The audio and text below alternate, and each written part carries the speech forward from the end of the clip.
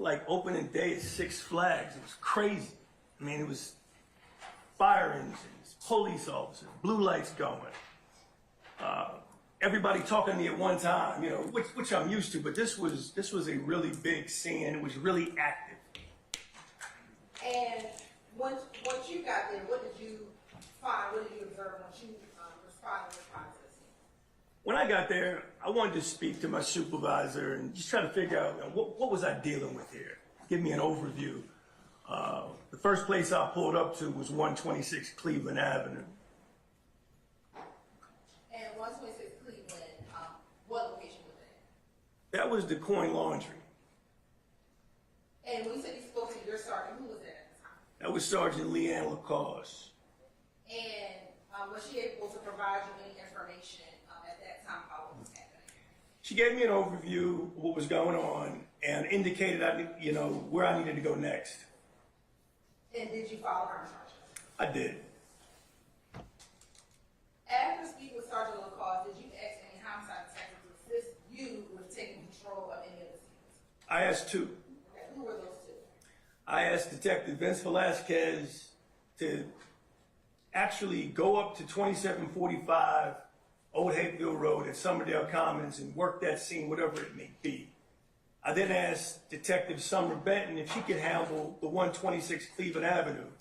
I mean, we had a car that had crashed into a building. I wanted to handle anything related to that evidence. And did you yourself note anything of any evidentiary value at 2745 Old Hapeville Road or 126 Cleveland Avenue? Well, when I went to 2745, there were shell casings all over the ground. I don't remember how many it was at the time. Clearly evidence of a shooting. There was a disabled front gate. This really nice mechanical gate had been destroyed, and it looked like fresh damage. And I wanted Detective Velasquez to take his time and go through that and report back whatever his findings were. And was he able to do that for you? He was. Now, while you were on scene, were you made aware of any individuals that were detained? I was. Okay. How many people were detained? 3. And who were those individuals? I was told that it was a Frederick Prothrow, Walter Murphy, and an Adrian Bean. Out of those 3 individuals, were you aware if any of them had injuries? Oh yeah, I found out that Frederick Prothrow had a serious gunshot wound to the back, which changed my thinking. I mean, we had someone who was actually struck. So a lot of my energy went to that. I also found out that it was Walter Murphy had gunshot wounds to the legs. They had both been transported to Grady Hospital for treatment. To your knowledge, did you know if Adrian Bean had an injury at that time? I heard he had some injuries, but I didn't think they were significant based off what I learned on scene.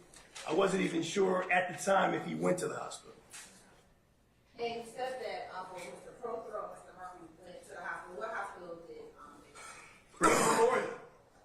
And did you have any investigators go to Grady Memorial Hospital to speak with Walter Murphy or Frederick Prothrow? Yeah, I have my partners, Detective A.B. Calhoun and Detective Tracy Lewis. They would go down there and try to see if they could give me some feedback on what kind of injuries I was dealing with. I was really concerned about the brother that was shot in the back. They said the brother. When you said the brother, what did you do? I'm sorry, Frederick Prothrow. And did you interview anyone while you were on scene? Yeah, I did. Okay. Who did you interview while you were on scene at 2745 Old Hapeville? This young man by the name of Flores, and I interviewed the actual officer that discharged as well. Did you interview anyone else?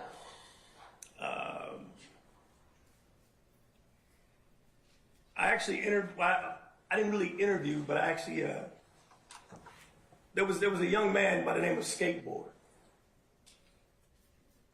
Do you remember his? Did you ever learn his actual name? Brian Taylor Ransom is what I found out his name was.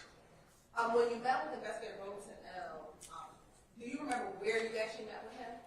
So because this was a major scene, they pulled out all the stops. They brought out what's called the mobile command vehicle. This is an air-conditioned camper where they put the officer that's been involved in the shooting away from everyone.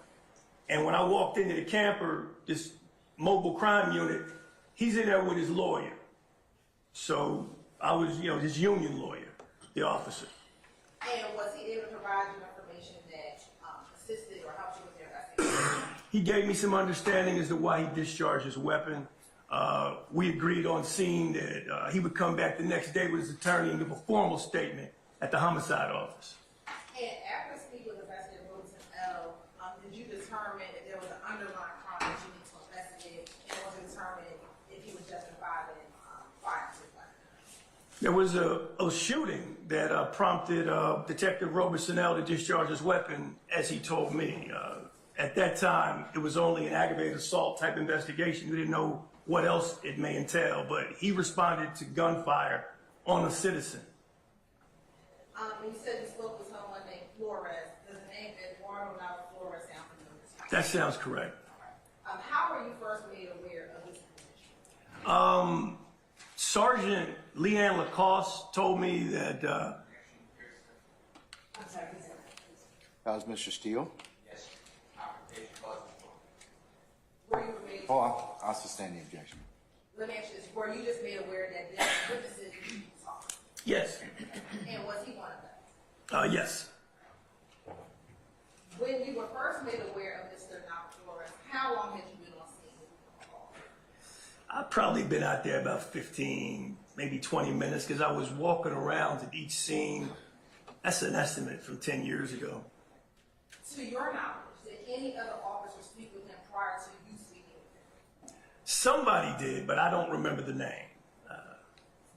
Whoever spoke with him, do you know they recorded that first interview, that first interaction? I didn't know any recordings with him other than what I did. And when you interviewed him, was that your first time speaking with him? Yes. Can you recall, God bless you, can you recall where on scene did you interview him? I interviewed Flores at the 126 Cleveland Coin Laundry, right on the hill overlooking all the mayhem down there at the bottom where the car crashed. I'm probably have to go back to the stick. That confused me. Where's the stick at? Right here. All right. Yeah, this is better. Okay.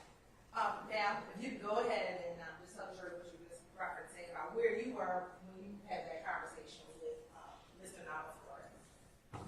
I'm in this area right around here where this cracked sidewalk is and this utility box. And when you met with him, did he approach you or did you approach him?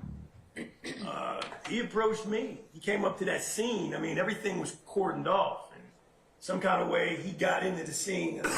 Someone had to have escorted him because you couldn't just walk in. Everything was wrapped up. You couldn't do nothing on Cleveland and 75 that day.